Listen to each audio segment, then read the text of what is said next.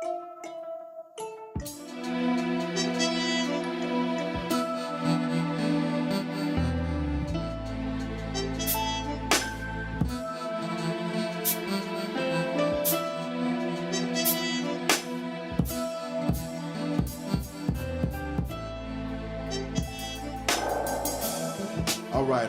right, yo, what's going down, my peoples? What's happening? Welcome back, y'all. We took a little bit of a break last week for Labor Day. I do take off holidays. I'm sorry, y'all, man. It's just me just being lazy, I guess. Nah, that's not true either. I work hard at what I do. But in any case, man, welcome back. It's episode 11 of What's Bothering Buster. Took last week off, but hey, man, listen, I'm still doing my vegan thing, man. I'm literally finishing up, and I'm at week 6, man. So I've been in this thing for about a month and a half. I'm actually feeling pretty good, man, and I'm going strong. I heard somebody call me a vegan the other day. I was like, what? Classic. A vegan? Big bus? A vegan, right? So I paused for a second. Was like, wow, man. I'm getting called a vegan. So in any case, that was pretty interesting, man. I went to a cookout on Labor Day. I really didn't eat much. Fortunately, man, my family did have a few things there for me to eat, man. So I did kind of fill up. That was cool too. But I didn't eat any barbecue meats, man. So that was another thing. And the other good thing is, man, is I'm still going strong. My exercises are going strong. I'm down to almost 250 pounds. If anybody knows me, I was almost at 340, which means I'm about 90 pounds down and counting. So I don't know, man. I'm actually starting to grow a little bit, man. I put on some pants the other day, man. They was kind of tight. So I was just like, oh, man, maybe I'm picking up a little bit of muscle here and there. So I'm dropping weight, but I'm growing, which is very different, to say the least. But in any case, you heard a voice kind of pop in. He said classic. I'm doing things a little bit different this week. The last time I had an episode, which was titled Kap the Anthem, I got a little bit of a response on that episode. So there was quite a few people out there who really wanted to chime in. So I invited one of my brothers to kind of come and talk with me about it. We just gonna chop it up a little bit, gain some of his expertise because he does research in that area quite a bit. His name is, what's your government name, man? Brother, I go by Brother John Bryant. Brother John Bryant. John Antoine Philip Kent Leon Albert Bryant, man. This dude, that's his real name, y'all. This dude had 20 names back in the day. He was named after a whole bunch of his uncles. So I always tease him, man. I call him by his full government name sometimes. And he'll laugh it off, but, hey, it is what it is. But I'm going to get to introducing John here fully in a second. The thing that you need to know is I don't only do this podcast. I actually do another podcast, which is New Talk Now with John, myself, and a brother by the name of Mike Sanders, Sandman. But in any case, last week or 2 weeks ago, that Kap the Anthem, when I did that show, y'all heard me talk about cats that got the candy screen. Candy! I'm sorry, man. I don't know why I like doing that. But a few cats got the candy screen. It was LaShawn McCoy, Jim Brown, and Ray Lewis. And Ray Lewis should have been getting the candy screen for me, man. This brother's been doing this thing. He's been doing this a couple times. This is not the first time he should have got the candy screen. Did you put George Foreman in there, brother? I didn't put George Foreman in there yet. But he does get the candy scream anyway, because if you haven't heard what George Foreman has said and how he supports certain people, you would understand why he gets the candy screen too. So go out there and research George Foreman. But in any case, as I had talked about, the candy screen and why people were getting the candy screen, just a little bit of thing about me. First of all, I love all people, period. If you're a good person, you got true love in your heart, and you can see past this thing that we call color, we can embrace each other's cultures and love on each other as who we are and enjoy the differences that we have. then I'm all for you. But if you're not that type of person, man, I'm just gonna kind of move past you and keep it moving, because I don't understand the process of hate without understanding or getting to know somebody, and that always annoys me. So that was one of the things that was a challenge to me, was finding out that people out here literally do have disdain for people just because of what they look like. That's it. Nothing else, nothing more. They don't know whether or not they're a good person at heart or nothing. But inevitably, that was one of the reasons why I actually did that show, Kap the Anthem. But it also showed me a few things about our community and our society here in Ohio and in Columbus in general. But ultimately, I wanted to, before I go any further, I wanted to introduce you to my man. We went to Wittenberg University together. We played football with each other and against each other. We used to smash him at Westone. He's a Brave, but he'll tell you otherwise. We smashed y'all in basketball. I'll be like, okay, man, whatever. But in any case, my man John, what's going on, man? Say what's up to the people. What's up, everybody? How's everybody doing? It's a pleasure and honorable to be here. Yeah, man, that's what's up. So we're gonna get into things, and to be quite honest with you, I'm gonna kind of take this back to some of the things that were being said on my Facebook page, Fearless Strategy. So if you haven't had the chance to go in there and read some of this stuff, you can always go in and read it yourself. On Facebook, it's Fearless Strategies. But in any case, I'm not gonna mention the dude's name, but he says, in response, he says, "Gee, a self-absorbed millionaire whines incessantly for a year, and you wonder why he's despised by blue-collar NFL fans. Seriously? You wonder? Wow." Okay, so I'm thinking like, okay, blue-collar. But anyway, I said to him, I write back and I say, actually, Rick, I'm very clear as to why he is despised by those who focused on his method and believe that his approach was wrong. My question is, did you miss his narrative and the importance of his pursuit for equality? I'm blue collar. So who is blue collar to you? Lastly, what is your position on equality? Just curious. So he says, cops are blue collar. I don't take anyone speaking about equality seriously while wearing a Che Castro t-shirt. My position on equality, pretty basic. Treat me with respect, you get the same. Gender, race, orientation, religion does not affect my view of people. Hope that satisfies your curiosity. And in all honesty, he didn't, because he didn't go back to the narrative. He just kind of avoided that.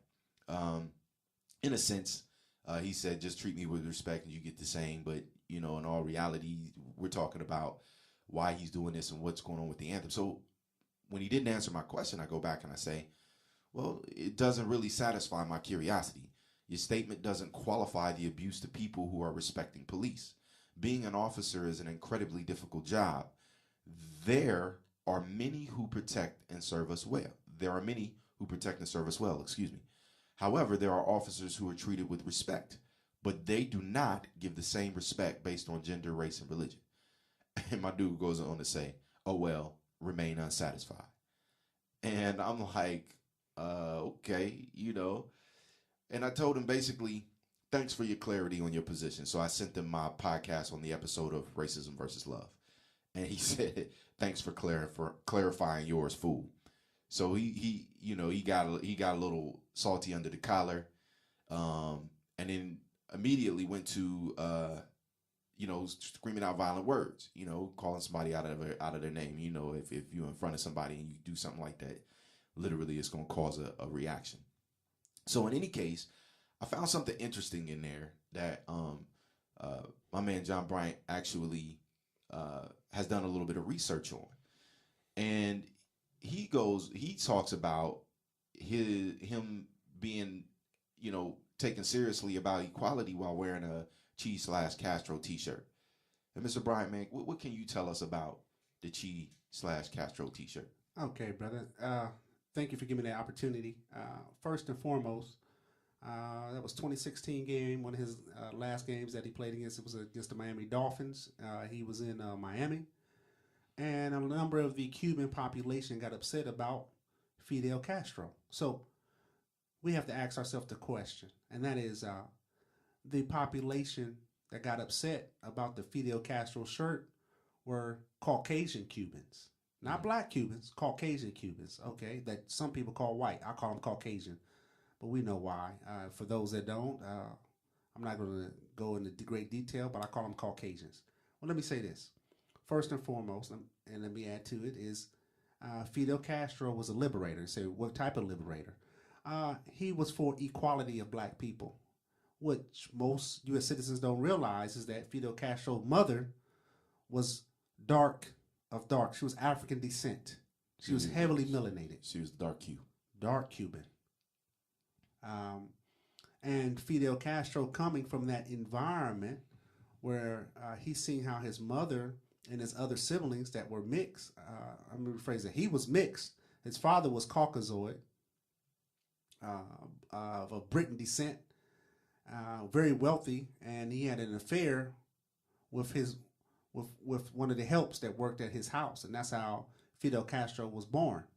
And Fidel Castro's father took him in, but Fidel Castro stayed in touch with his mother and seeing how they were treated, his other family members, his other siblings that come from two black parents or two African parents, and he said he would change that. And him and his Fidel Castro's stepbrother that he lived with vowed to do that because they seen the discrimination, and that's when they started their own military and so forth and so on, and went to get their education from the Jesuit Catholic Church, and they became powerful liberators of Cuba. And so let me get back to the point. A number of the Cubans that are upset that are in Miami were kicked out of Cuba because they practiced discriminatory practices. So Fidel Castro would people out of Cuba, or he would lock them up for discriminating in Cuba. If you got caught or did something so harmful or joined such organization that we would consider the KKK here or other hate groups there, Fidel would lock you up, or he send you and make an example of you in the community, public hangings and things of that nature, or he would kick you out of the country. So it is depending on how heinous the crime, once again, was against who? People of African descent. So, let me ask you this question. Wasn't Malcolm X on that shirt too? Yes, you're absolutely correct. Yes, so Malcolm been on that shirt, and you see that the brother, the gentleman that posted on your post, focused only on Fidel Castro to keep us off balance of Malcolm meeting with Fidel Castro. So they kept us off balance. He did that on purpose to make you think and say, hey, I'm against Fidel Castro too, without doing any research, but not even realizing that Malcolm was on there. And Kaepernick, been well studied, knows the significance of Malcolm X and Fidel Castro. It's another ploy to throw us off. And that's interesting, man, that you say that. And what's interesting altogether is, I know we had talked a little bit about this, how the U.S. actually did a smear campaign on Fidel Castro. And what I also find interesting, man, is how the relationship and what people don't realize the importance of some of the things that are happening. Because then you say, I think we were just talking, and you were mentioning something about people have the opportunities to be able to go to Cuba to get doctorates and things like that, or become a doctor. That's correct. Become a doctor. And that's free, right? And that's free. If you're a U.S. citizen of African descent, right? You can go to Cuba right now and get a doctorate in medicine degree for free, education for free. It's programs that he has there for engineering, mathematics, things of that nature, your master's and doctoral degrees for free, due to the fact, once again, his family, his mother, was of African descent, and he's seeing how bad the Caucasoids treated his own flesh and blood that didn't look like him, because he was fair-skinned man, but he was still black. He was fair-skinned, and they assumed he was Caucasian. He would watch them treat other Africans in such a harmful way, and so he didn't have that in his country. He did everything he could to prevent it. And you know what else is interesting, man? I watched this show called Vice, and if you don't watch Vice, it's actually pretty good, man. They have information in regards to social issues, and they do a lot of focus on things that we may not necessarily see. They did a documentary on Cuba and the relationship with the U.S. as it pertains to medicine. Cuba actually was one of the leaders in regards to cures for cancer. Correct. And that information wasn't actually getting over to us. They just recently sent someone over to study to find out what these medicines were that they were actually giving people to slow the process of cancer. And they were showing in this documentary some of the success rates that were actually happening. So when I caught that, and I was like, wow. And then, of course, about the Cuban Missile Crisis, Russia being a point of that, Cuba was a point of attack for Russia back in those times. I mean, not to get all into that, because that isn't so much what we're focused on. But of course, the relationship was strained. So a lot of that stuff that was coming from Cuba, they was actually doing that. Not only that, but of course, some of the other reasons with money and all those other types of things, they were actually trying to make sure that Cuba stayed poor. Yes. So it's interesting to say, in all accounts that, we when we have those scenarios where we don't take advantage of knowledge or information that could actually be supportive of all people, we got people over here dying left and right from cancer, man. Correct. And if we got something out there that may be able to help people fight cancer, I don't get the point of keeping it out of the country. But inevitably, I'm gonna say yes, you do. Well, yeah, I do. Okay. But it's a longer Yes. It's a longer I discussion. got you. Longer discourse. I got you, brother. Yeah. So right. So the Che Castro T-shirt was one of the things that we got into it on. I mean, it didn't went as far as calling me a fool. So in any case, I had to laugh, man. I had to call a couple of my fellas, man. Hey, say, man, you got to go read this. But in any case, I wanted to also, kind of share the other side of this too. And one of my sisters that went to Brookhaven, love the sister to death. She goes by Deidre Collins. That's her married name, but her maiden name was Luckett. So Deidre Luckett. She actually wrote something too, and this is what she said. She said, thank you for calling out these folks that are cooning. Cooning is becoming one of those words that's becoming more popular these days. Anyway, she goes on to say, I also lost all respect for them. As much as I love the NFL, I will not be watching at all this year. Kap did nothing to interfere with the game itself. I cannot support an institution that punishes someone for exercising their rights. Great job, Bus. And, well, first of all, thank you, Deidre, for, showing me some love and coming in and showing some support in the issue as well. But what's funny is just the word cooning, man. And you get to see a lot of, and for those, what she's talking about is what I'm inevitably calling the candy scream. Classic. But ultimately, here's the thing that I think about that on this. And, after we kind of talk about this and chop this up a little bit, we're going to go into a quick break. But my thought process is, if you don't agree with the method, I get it. If you feel comfortable supporting the flag and supporting the anthem, I get it. I don't have an issue with you personally. That's your prerogative. But if you are the person who says, I'm more focused on the narrative, more focused on the method than the narrative, then I have an issue with that. And I have an issue because basically what Kap is doing is saying, I will act as the sacrificial lamb, so to speak, to be able to bring awareness to the narrative, which is equality for those who haven't gotten equality in this country and that are being abused publicly, that you literally now have documentation of. He's basically saying, listen, we just want it to be fair. If this man kills this man and it was unjust, then treat him in the fashion that if another man killed this man, and you treat him in that, you basically give him prison time for that, then the other person should deserve prison time for that. They shouldn't deserve paid vacations and then be able to come back and then continue to work or move their family into a place where they can continue to thrive in life. While this other person has been lost, we don't even know the ripple effect of that. So the narrative itself is just being skipped over. What are your thoughts? I was going to say, to add to your bill, we also need to look at for those officers. I'm going to say it's more profitable for officers to kill black people. More profitable. What do you mean? Watch this. We know that when an officer kills a black man and it's on public TV, since on public TV, some type of public recording, something of that nature, what happens to that officer? He may be suspended, but he's suspended with pay. So, first. Secondly, many of the Caucasian groups, such as the Ku Klux Klan, many of the so-called hate groups, alt-rights, many of the other hate groups are discriminatory groups against African descent people, set up what? They set up GoFundMes. Yeah, GoFundMe accounts. And then they get hundreds of thousands, sometimes some of millions of dollars.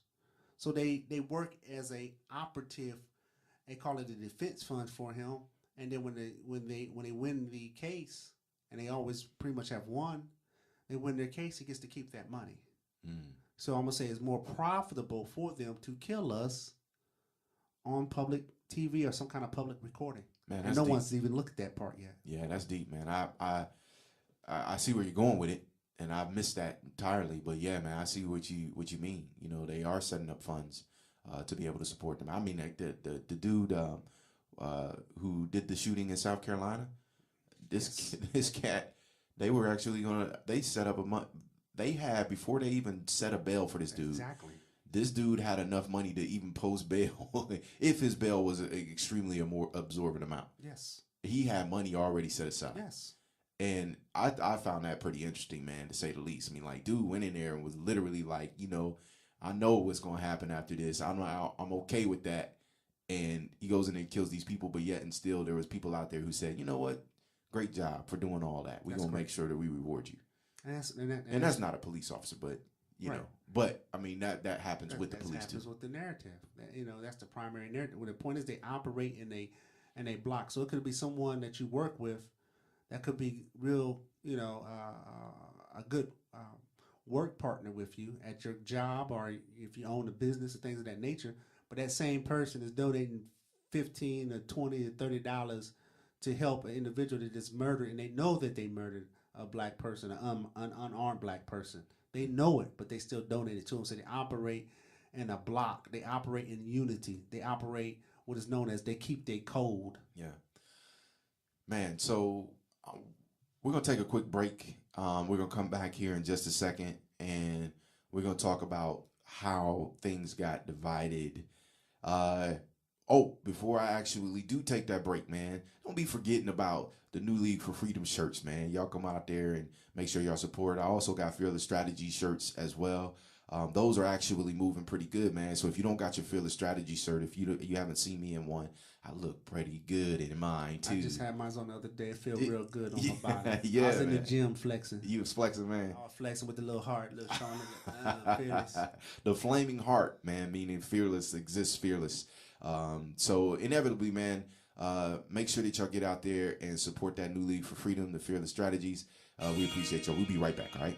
And so I believe that education process must be a process of two steps: inspiration and information. So I seriously give information, but black people are people of rhythm and spirit, so I also give inspiration.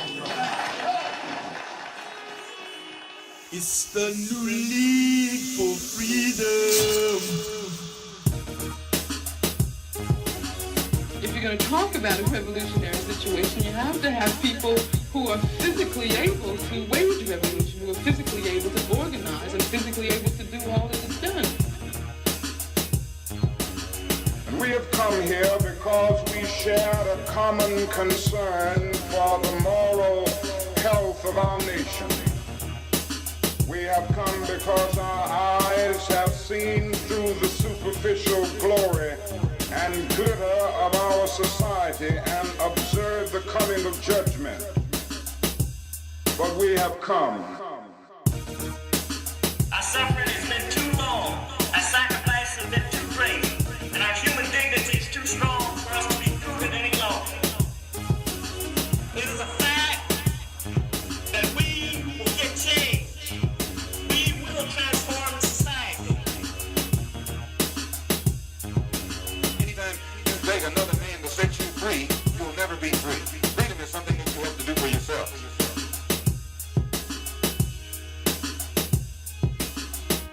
It's the new league for freedom. All right, y'all. We appreciate y'all's patience. Welcome back to What's Bothering Buster.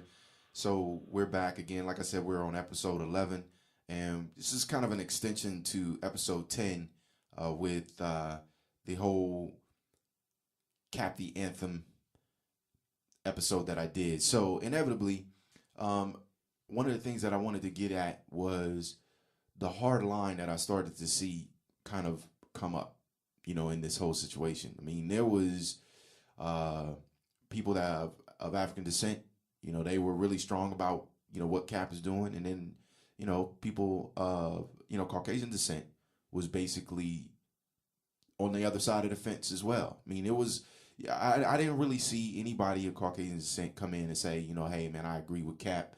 I understand why he's doing what he's doing. The narrative is equality, and I'm all for equality. But that was all silent, man. And there was a reason why I put Harry Belafonte's comments last, because he was saying that if you are comfortable with my oppression, then you are my oppressor. So if you aren't making any noise, which I know that there are people out there that are actually doing. As a matter of fact, I know that there are some who are out there standing in the gap that are fighting, and they're not scared. They're coming in and they're fighting. And matter of fact, man, I've seen on television where, it's Caucasian people going against Caucasian people for the equality of all people. So, I respect that. You ready to say something, Mr. Bryant? I got to chime in on that one. You can go ahead and chime in. I still respect it. I got to chime in on that one. Go ahead, man. I'm not. It may be a topic for another show, but let me say this. I'm gonna humbly say this. Anytime you see that Caucasians fighting against Caucasian historically is not for your liberation. It is for to control your liberation. That might be, but what I'm looking at is people out there that are actually standing in the gap, and some of these people have a heart for people, for all people. So yeah, so I what I'm seeing, it may be the case in some scenarios or some situations, but what I'm seeing, there are some people out there, man. And for those, that's who I'm talking about. I'm not talking about the ones who are fighting for, the control of people altogether. You know what I mean? That, to me, that's more of a bigger look, a global look. There are some that are up there. I won't say like Clinton's or, how I feel about them. And Trump's and, they're fighting against each other, but that's for a different reason. That's for a different reason, right. But there's some people that are on the ground, man, that are fighting for us and with us, and they're fighting by us. And some of them are even standing alone in the gap, man. There's people getting ran over by cars, bro, that are dying in the midst of this battle. And I don't know if I can always say that those are the individuals who've been brainwashed enough to be able to say, I'm fighting for control over you. That's the people that I'm talking about, that I'm showing love for and respect for. So that's what's going on here. But now, with this, though, I started to see a hard line being kind of drawn in the sand, man. And it was concerning to me, because for those who know me and understand me, man, there's people out there, man, Caucasian descent, that I fought for. Exactly. You know what I'm saying? That I mean, literally, that I'll be like, man, listen, you, my brother, if you got trouble and they got trouble with you, I got trouble with them. And they could have been people of African descent. The thing is that the person that I was with, they knew and understand me, or I thought, man, in some cases, I thought they knew and understood me as a person, and they knew that I would protect them in a scenario because I had love for them. My love for them was my trump card, which is one of the reasons why I did the first episode on love versus racism. Mm-hmm. But then, like I said, man, I used that quote, that bit by Harry Belafonte in the end, because, I was just seeing that really a lot of people that, I know and love was not coming in there and saying, hey, man, you know what? I understand why this is going on. They may not necessarily agree with the method again. I get that. But I understand why. But my thing is for me, the method says it's about volume. It's about bringing awareness and attention and being able to talk about it. So, in any case, I saw you about to jump in, man. What would you get ready to say? I guess my question is for those, for anyone, whether African descent or Caucasian descent, that disagrees with Colin Kaepernick's method. Meaning, if you disagree with his method, can you tell me a better method? Do we have to riot in the streets and tear down stuff? Do we have to have a civil war amongst particular individuals that's been oppressed? What is the proper method? You know, everyone says his method is not correct. They stated Malcolm X's method wasn't correct. They say Dr. King's method wasn't correct. They said Medgar Everett's method wasn't correct. I can go on and on and on. What is the correct method? When it becomes the correct method coming from the oppressor, right? Then it's not a proper method. Well, here's the thing, and I got two things to say on that. So, one, people that don't understand necessarily, you know, the method. First and foremost, man, the way that he chose the method of doing what he was doing to me was interesting, because what he was saying was there is a flaw even in the anthem. Because the anthem has a third stanza that we typically don't hear, there was a flaw in the anthem itself. So when you look at part of the reason why he was sitting down was because there's a flaw in that anthem. And we celebrate that anthem on a regular basis, you know, based on the fact that we don't necessarily know what's going on. And one young lady on the podcast said, or on my site said, ignorance is bliss. I knew what she meant, and I wanted her to be able to expand on it. But, you know, she didn't necessarily go into it. She just kind of was like, you know, it is what it is. But ultimately, I understood that. So when you say to me that in here, the killing of slaves and the abuse of other people is cool as part of this song, to me, I'm going to be like, what? You know, like, hold on, man. What do you mean? And for a long time, I had no clue that was actually happening. Same here. So I embraced it based on the fact that I did not know. So ignorance was bliss. I didn't have a clue. So we didn't know that Francis Scott Keys, that wrote the anthem in 1812, and it got approved in 1816, right, as the national anthem, right? So prior, yes, 1812. So prior to that, so we know that Francis Scott Keys, he came up with the anthem because he saw Fort McBride taking on. They was taking on the British at that time, and he was there to negotiate. He was an attorney. He was there to negotiate the freedom and exchange of soldiers or captured POWs. And then the British brought in a military navy, and they bombed Fort McBride. So in that process, and that made him come up with the national anthem. And then in the same process, the United States went to attack Canada. He said that they went to try to overthrow Canada. So in that process, the British let go a number of ex-slaves to become citizens of Canada. So you defend this land, you're free. So the United States went to attack Canada, and they got their ass beat by these ex-slaves that came out of the United States. They got thumped. You look it up. And so that stanza that he put in there, he's talking about those ex-slaves that whooped up on the United States and sent them back home with their tail between their legs to defend Canada. This is facts, historically. And so that stanza in there, he was talking about keeping down the black people or African descent people, right, and holding them into eternal bondage, because anything that comes out of Africa is out of control and is not worthy of minding itself or taking care of its own business. So that's interesting, man. So I guess in all of that, because of the fact that they got their tail whipped, they wrote a song about it. Yes. And that part, so you know what I wonder though? I wonder how much of that song, how much of that portion was celebrated before it got to a point to where they finally said, you know what? I don't think we should play this no more. It was in the 1900s. Interesting. So inevitably, man. So that was for me understanding his method. That was part of why I'm saying Kap the Anthem. You know, like, hold on, man. You know, I don't agree with the anthem.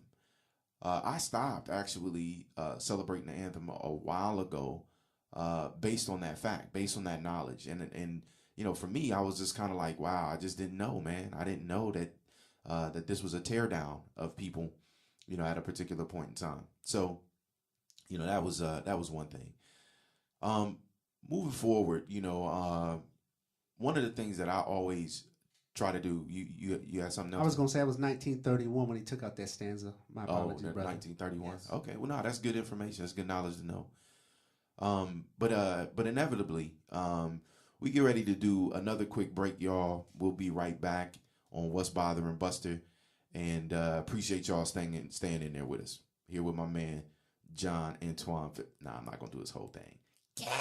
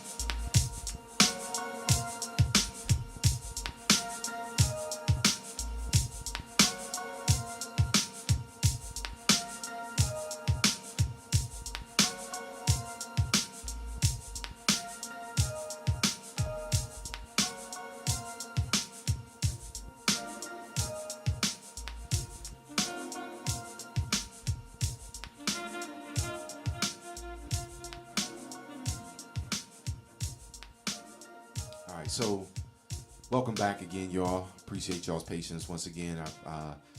What's Bothering Buster, episode 11. But one of the things also that I started to realize that was coming out of this, man, was kind of the name calling. And I was kind of shocked, man, at some of the things that I was seeing about what type of names were being used. And there was, when I was telling you about the cat who had written that message, the message that I read earlier, he said blue collar. Correct. Blue collar. And I started to think about that. And basically that was his term for Caucasians. That was his way of saying, I agree with blue collar fans is the way that he put it, or that he placed it.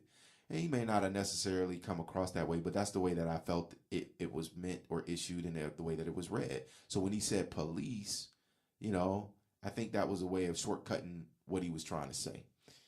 The other thing that came out was this term that this lady said was all muzzies suck. Now, mind you, if I see that you write something on my site, I'm going to go on your site and I'm going to research you to find out why you're saying what you're saying, because muzzy is basically like muzzled, or muzzy is kind of like ignorant or something to that degree as far as the definition is concerned. But the way that she wrote it, all muzzy suck, I started to realize that she was basically calling people of African descent muzzies. So when I started to look at that and look at some of the hard lines in the relationships, I was saying to myself, like, wow, so people can't have a decent conversation. They got to go in, and then their easiest way to say, something is to result in name calling. And you remember what name calling did with us back in the day when we were young. We would literally try to defend ourselves physically. We would either call a name back, and then eventually whoever felt like they lost in a name calling battle, they would get into a physical altercation. So the reason why I'm saying that is because it concerns me, the amount of energy that people are placing in this name calling business, and how this is actually starting to move things forward to getting physical. Because I was also reading, as some people were writing, they were talking about getting it down, just getting down with it. Oh, you ain't gonna do this, you ain't gonna do that type of stuff. I'm not gonna go into all of that and read all of those off. If you want to read them yourself, you can always go in and check it. So where can they check it at, Mr. Cunningham? Fearless Strategies on my Facebook page. That's Fearless Strategy on Facebook. Fearless Strategies on Facebook. Is that on Instagram too? Instagram, no, it's those messages aren't on Instagram, but you can get me on Instagram too. Okay. At Fearless Strategies on Instagram, and then on Twitter I'm at Fearless Strat. So, and then I also have my own website, which is fearlessstrategies.com.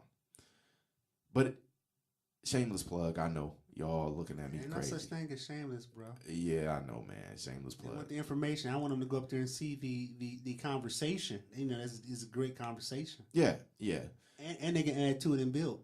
Yeah, they can add to it, and I think the biggest thing though is getting people to subscribe, man, and being able to have their voice heard. Because I'm not one of those individuals who's gonna, whether you say something I don't agree with or whether you say something I do agree with, to me it's your opinion. So I'm not gonna chop you down based on your opinion. I might question it and try to ask you, how that opinion, where that opinion derived from. But at the same time, I'm not gonna blank you out, based on that. But in any case, I found that interesting, man, as to where we were going with that. So, that kind of bothered me. But you have something to share with us, Mr. Bryant? Yes, Mr. Cunningham, Brother Cunningham.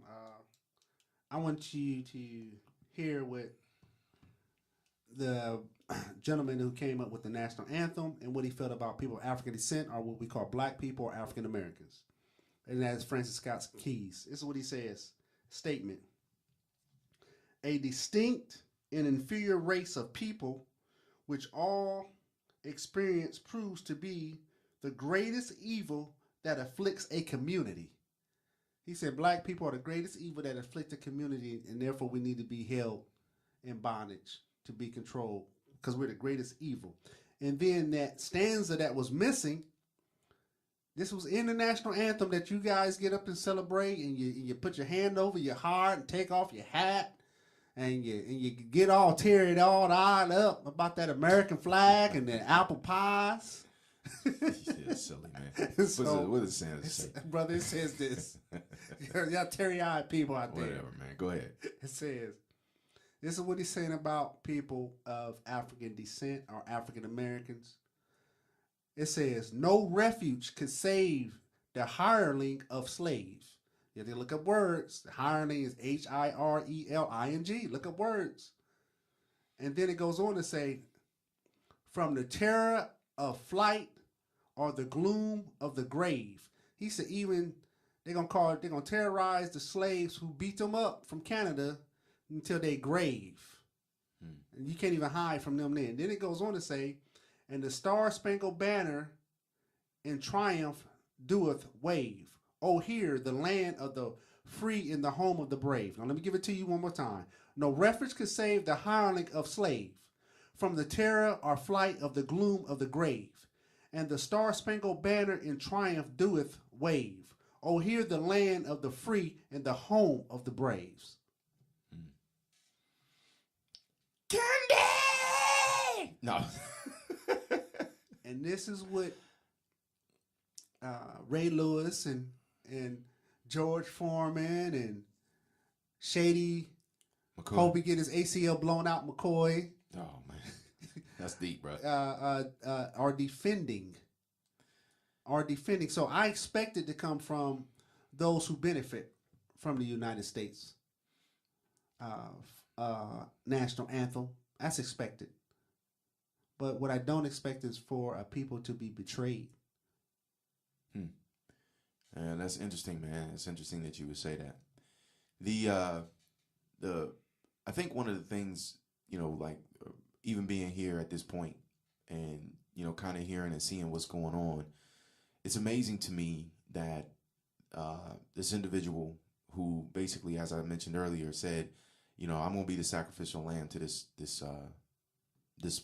I want to say movement of trying to get people to understand what's going on. I think one of the biggest things that I always talk about with people is how the media has swayed the narrative. You know, how they basically refocused it to his method. And you hear people all the time talking about, was it right for him to stand? Was it not right for him to stand?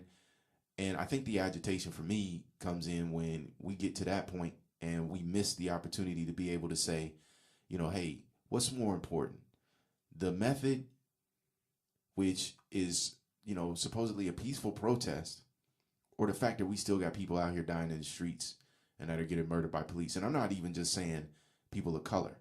Man, I think I've seen you posting some things on your Facebook page about, you know, people of Caucasian descent actually being bullied by police as well. That's correct. I did, and that went back for me once again. Quote from Dr. Martin Luther King: "Injustice anywhere is injustice everywhere." And so, if anyone of Caucasian descent expect that not to eventually happen to someone in their family, and these were well-astute individuals that this happened to, lawyers, professional nurses, yeah, the whole nine. So if you're really willing and saying that you're up for liberation, then it has to be for everyone, because eventually anyone that does not receive liberated and you stand back and watch, eventually it'll come knocking at your door. You can ask many of the Jewish people that said this can't happen to me. They thought it was just going to be a few. Then they're saying, you know, Hitler has almost all of them. Yeah, man, that's crazy. But yeah, so it's again, man. You know, I think the thing that's interesting is like, you know, what's more important to you? If you keep talking about the method and you feel that the method is a problem and you're not talking about the narrative, then, you know, where are you in this fight? Is basically what it boils down to me. You know, where are you in this fight? So in any case, man, I really wanted to kind of bring that out. I think for all of those out there who hadn't had the opportunity to listen to the Buckeye podcast that I did with my man Brandon Moses, go back and take a look at that and listen. For all my Buckeye people out there who are living, I know Mr. Brian, he a Michigan fan. He gonna get booed after this just for being a Michigan fan. Go Blue. Whatever, bro. So inevitably, y'all, you know, I just wanted to one, just kind of bring attention to that, you know, show you kind of where we are. If you haven't listened to the podcast, I encourage you to go back and listen to it. Love for you to be able to get your perspective. You can also share whatever you feel. It's still open, man. So the discussion is still happening. So if we want to talk about it, there's a place for us to talk about it and to be a part of what's going on to make this world a better place. In any case, man, we're coming down to a point of the show where we're getting to the end. I want to say thank you again for listening. I truly appreciate that. And for those who are out there, man, that haven't gone and watched that video, What the Health, you know, I'm an advocate for that. If you listened to me a while back, what created me on this vegan path wasn't just the documentary or What the Health itself, but the fact that I have been getting a little bit of knowledge along the way. And then that documentary actually kind of put things together for me statistically and with data and information and with accounts from other resources that were basically trying to kind of hold down that position. So inevitably, I want to again say thank you, Mr. Bryant, man, for coming on. Appreciate you, man, brother. Appreciate your insight, your wisdom, the fact that you research. You inspire me to research too. But in any case, man, that's about it. Turn me up in your headphones. Peace, my people. Peace.